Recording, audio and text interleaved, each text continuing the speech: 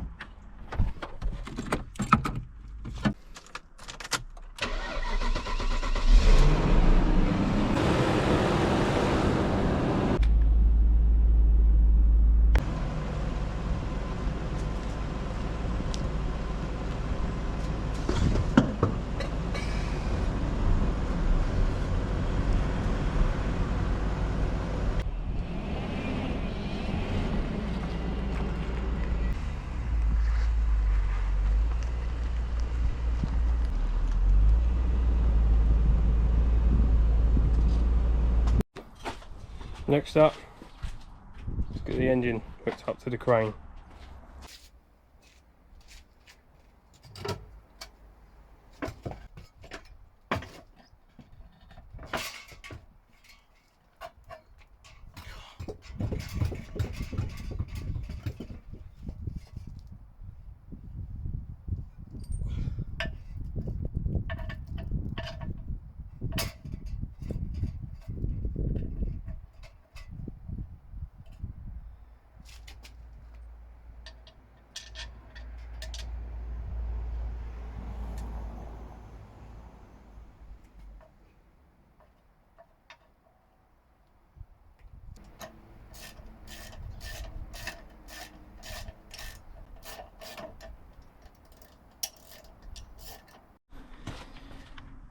Right, so we've got that sort of half on there. Use the block. You don't want the engine sort of swinging around because it's a nightmare to try and push the gearbox on.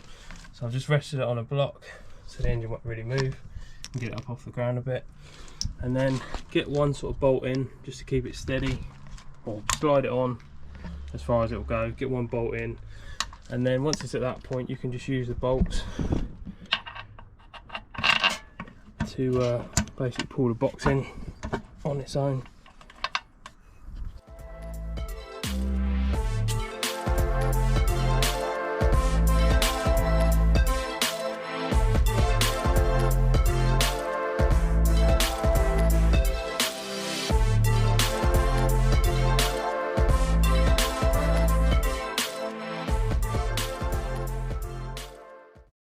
Holy shit, still so much to do.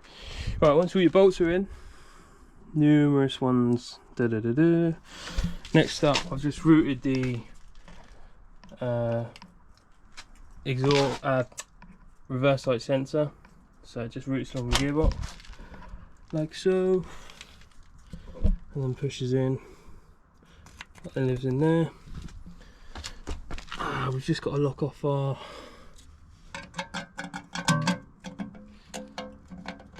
metal plate that splits between the gearbox and engine. I think that's a 10mm. And then next up, O2 sensors. These live in the manifolds on these cars, so awkward to access. That goes in there, and then the same on this one, and then they get routed up the back of the engine. There should be some clips somewhere.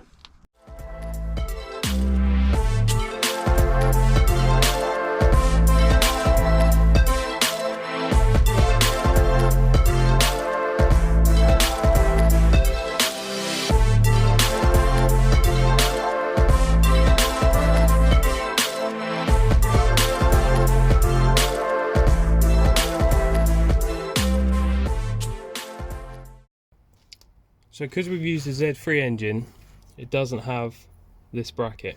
On the Z3, the O2 sensors are in the lower part of the exhaust. On the E36, they're in either manifold, one on the rear bank, one on the front bank. Luckily, I kept the bracket from the old engine, and what this does is it basically secures to the back of the block. There's a, I think that's slightly bent, but there's basically a threaded hole in the block that then lives somewhere like that, and it just means that you can route the lambdas without them touching the engine or the exhaust and obviously melting.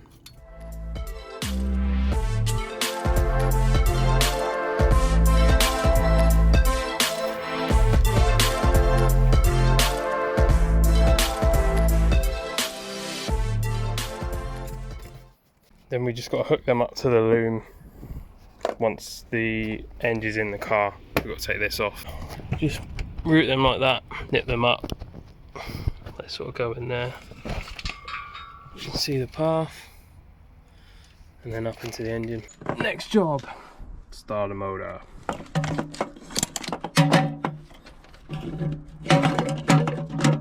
Smash that in the hole. Line up. Oh no, why did you fit? There we go, on the dowel, 2 bolts.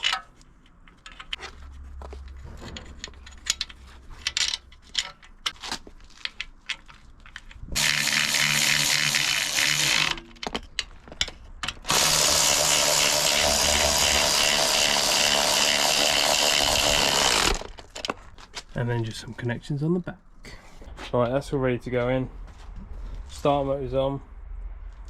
I've just whipped off the power steering pump because we're going to use the one that's still attached to the car, so I've pulled that off. I've whipped the throttle body off because again we're going to use the one that's still attached to the car on the accelerator cable. So 2 things left to go before we get engine in. One is our lovely new E34 solid rubber engine mounts. We do need to whip off this little tab, so we'll give that a tickle with a grinder. So we've got 2 of those, one for either side there. And then last job, well, second to last job, I've just whipped off all this insulation. This all lives in the tunnel. It was pretty beat, to be honest, so, and it gone real saggy. And I've heard, I've never had it happen to me, but I've known people have this somehow catch a light. I'm guessing once it gets soaked in oil like this one is, it then becomes a fire hazard. I didn't want it sat touching the box or anything like that, so I've just, I mean, you can see how beat it is, but I've just cut it back and then just cut a nice little clean line up in there, so it looks fine. Obviously you're going to get a bit more noise in the cabin, but whatever. And then our final job. Also, check this out. Rather than remove the heat shield, someone's obviously replaced the centre bearing. They've literally tin snipped the heat shield. This should be a one piece. This thing here should be one piece. They've literally tin snipped it apart. It's like 6 bolts. I don't get people. So yeah, that's pretty knackered. Anyway, the bit we want to look at is replacing this puppy. That's the stock one, which has tons of pay in it. That goes in there like that. Also, if you ever do an auto to manual swap, this piece isn't on the chassis, but this bracket is. So if you've got an auto shell and you manual swap it, all you've got to do, you can either use the stock one from BMW or smash one of these in from Powerflex. That's how it is on the chassis. That would be the bottom. So all I tend to do, 1 screwdriver through this side, and then there's a hole in the chassis where you can basically put a smaller screwdriver and you just put it in there, pry forwards, and as you're prying forwards, pull away with this one, it'll fall out. So super simple. So that's the old ones, you can tell that is absolutely shot. So the new one's ready to go in. So first things, put this new one in and then slide the bush in after. Right, I cannot tell you how excited I am to finally be about to get this thing in the hole. long overdue. Quick recap, E34 engine mounts, they're in. I've ground the tabs off, that's on the underside, so they're just loosely fitted. So I've got a bit of movement when I put the engine in. We've done a solid column bush. We've cut the insulation back.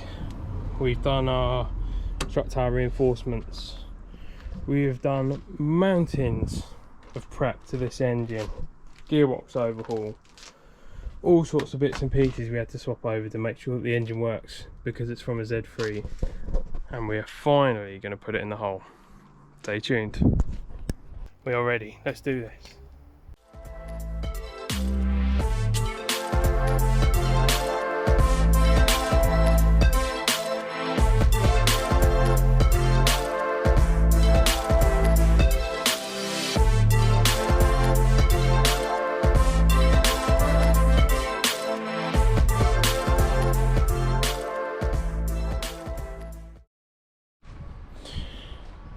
Right, this is harder than I remember, like always. She's a bit touchy on the old steering column. We're nearly in, but rather than struggle, I'm just gonna back off the bolts for the subframe, or take it out completely.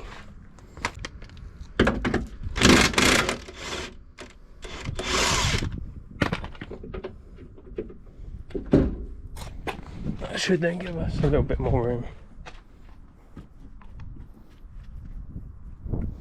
Might need to whip or undo the other sides as well.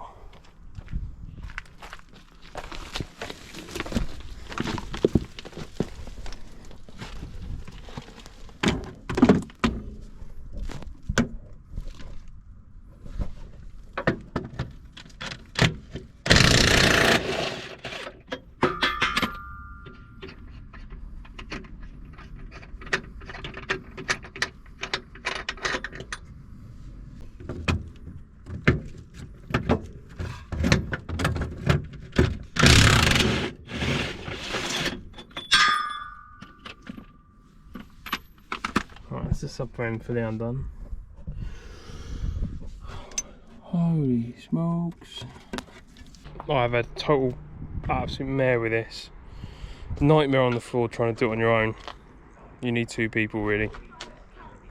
Taking it out with the frame in place ain't so bad, but getting it back in, not possible on your own, or not with my skill level. Anyway, so what I've done, ripped the whole subframe out. It's only what, like the brake calipers, 4 subframe bolts, the linkage, and the trailing arm lollipop bushes. So like 10 minutes to rip all that off, and I'm just going to bolt the frame to the engine and then guide it in the hole. So yeah, change your plan.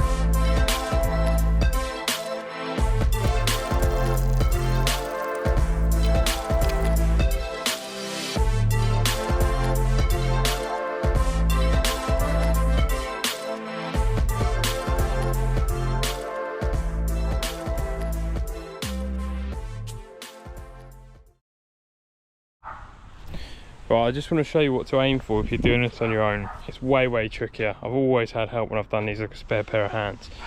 So if you're going to do it on your own, take heed of my advice, or don't. Take the linkage off, because you just physically cannot guide it whilst jacking it up and all that at the same time. So pull the linkage, or at least the lower rod, off the gearbox. The prop can stay on there because you can address that later. So I've got the engine on the crane. I've got the jack guiding the gearbox underneath, just to try and get it relatively level. I'll drop the whole subframe off. All the steering column, all that stuff is still on the chassis, but the actual subframe, the rack and the anti-roll bar, drop all that off along with the rear arms, and then basically just guided it in the hole. So the main reason for doing this is because there's only one of me, it's impossible to guide it in the hole and eyeball everything at the same time. So you can take it out on your own, but to put it back in, really you want two of you to do it a bit easier. But anyway, we've made it work. So basically what I wanted to show you is how I've got to this stage. So as I say, pull the frame off, attach that to the engine, and then guide the whole thing in the hole, get it roughly where you think it should be. And then I've got the two jacks sort of balancing the engine roughly in place, and then all I've done is I stuck this bolt in here and then used I basically just put my foot against there and sort of guided it in place. And once you've got that first bolt in, everything else is then just going to sort of fall into place quite nicely. So your second bolt will go in, he says. And then once that one's in, I need two hands for this really. Once that one's in, do the other two bolts on the passenger side, and then the frame and the engine is sat right. Put your gearbox mount on the gearbox, secure that to the chassis, and then you can take all the jacks and everything out of the way and then start bolting everything together.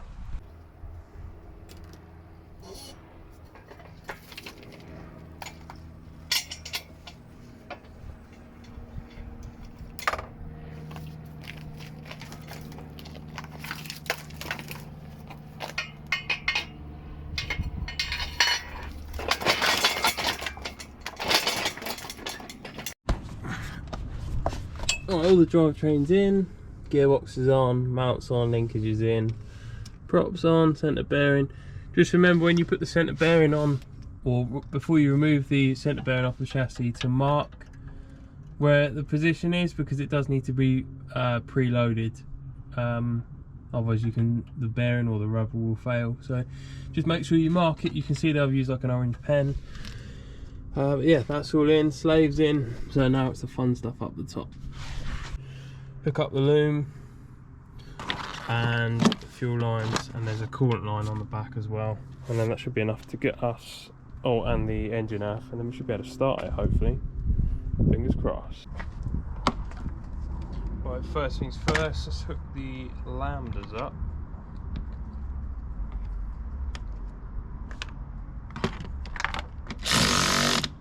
Ooh.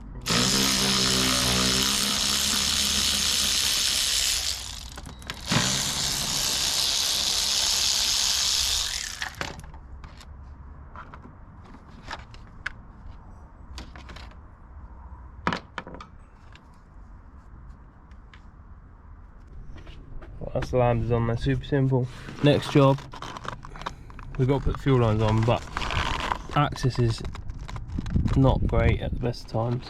Also got a slap on this coolant hose, so wish me luck. Right, what a nightmare that was. So what I didn't realise, although the Z3 engine is very similar, there is some different bits, which I did realise, but I didn't realise the water pipes on it are very slightly different. Is it this one? I think it's this hose. Oh, I don't know, I've lost track by now. I've done so much off camera. No, it's this hose. This hose on the Z3, even though it's an M52 single vanos, is different. It, no joke, took me 20 minutes to undo two Jubilee clips because they were pointing the wrong way, so I struggled. And I should have done it when I had the engine out of the car, but I completely forgot, didn't even think to check. Luckily I've still got the old one, so I'll swap them over. That's done. They're now hooked up. So I put this one on there, but there's one that basically runs from under the engine up to it, so it's just total nightmare. Anyway, chassis strap is done, that's on there. All we've basically got to do is hook the loom up, which takes about 5 minutes, and then I'm going to stick some power on it and see if it cranks. Hopefully it does. And then if she cranks, all I've got to do is figure out which is the fuel supply and then track that on, and then she should all be on well fire. So yeah, not much left to go.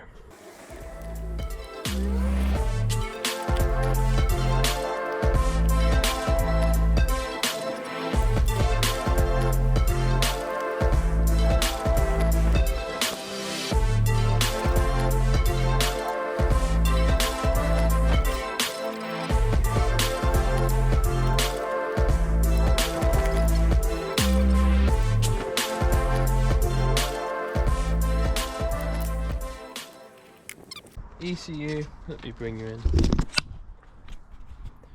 ECU, super simple. Coming out there. Then further down the loom, you've got your big red wire which goes to the starter.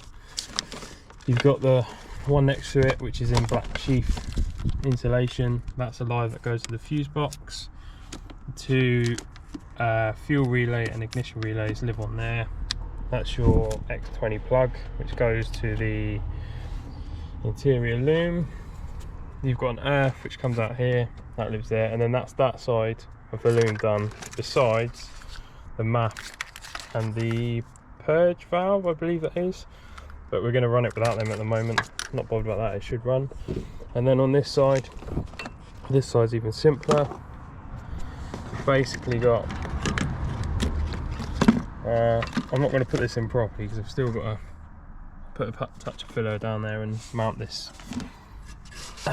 junction box properly. I'm not going to pull it out.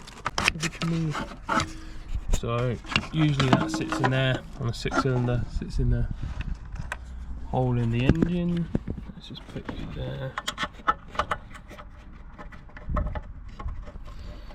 So that would live like there, and then that's your live junction.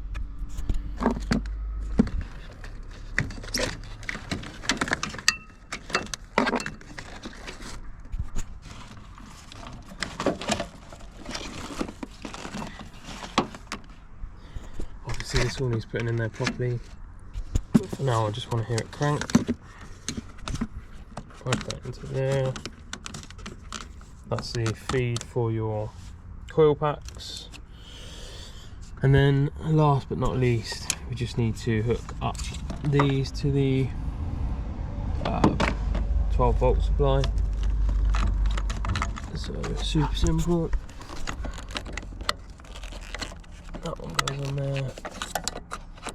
That one goes on there.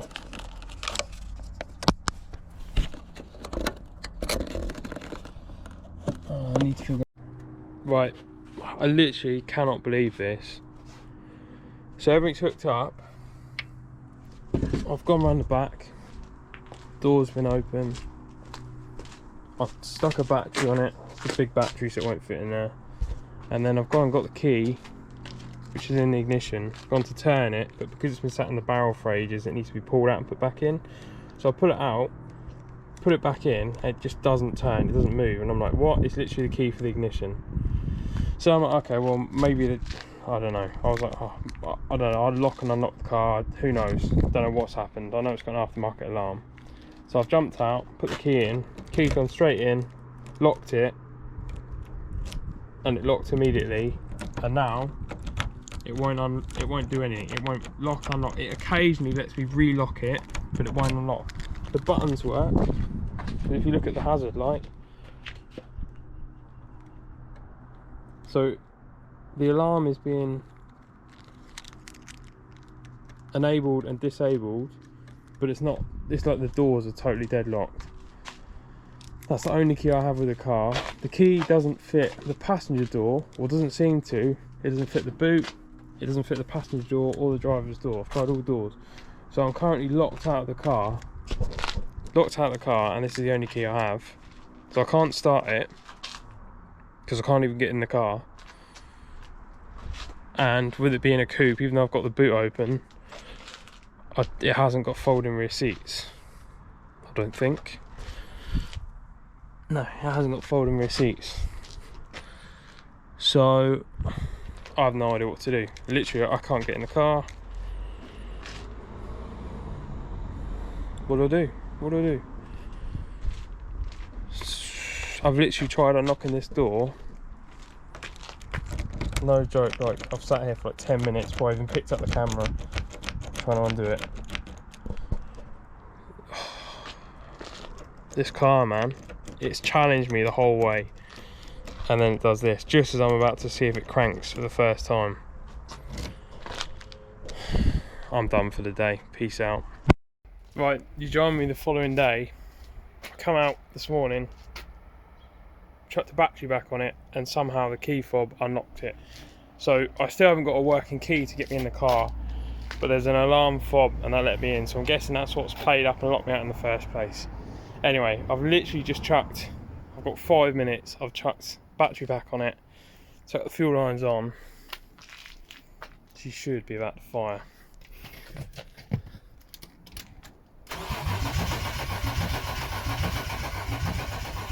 Thank him.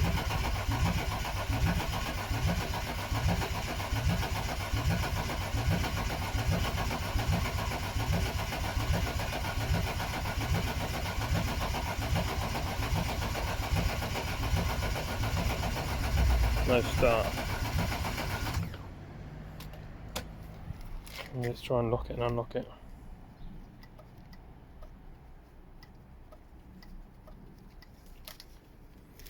Right.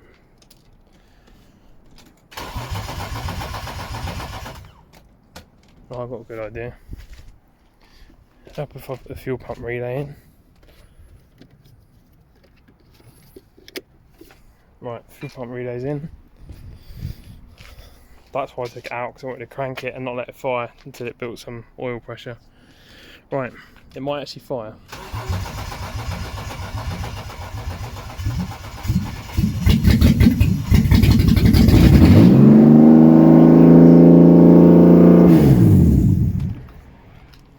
Take that as a victory. Fuck yes.